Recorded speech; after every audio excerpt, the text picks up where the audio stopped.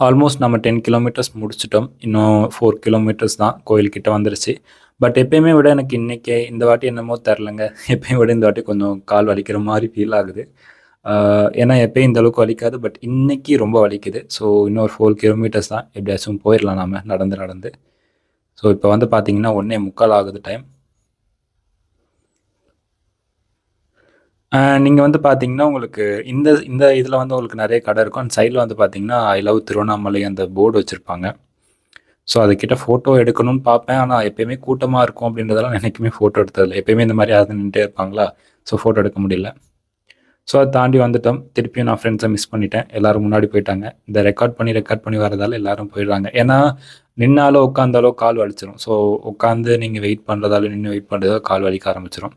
இங்க வந்து ஒரு கோயில் இருக்கும். அந்த கோயிலுக்குள்ள போயிட்டு வெளியில வரணும். சின்ன ஒரு ஓட்டு வழியா. அது நான் ஒரு தடவ போயிருக்கேன். பட் இன்னைக்கு பயங்கர கூட்டமா இருக்கு. பிளஸ் கிட்ட போயிட்டு ரெக்கார்ட் பண்ண முடியாது. அதனால தூரமா வந்து ரெக்கார்ட் பண்ணி காட்டுறேன்.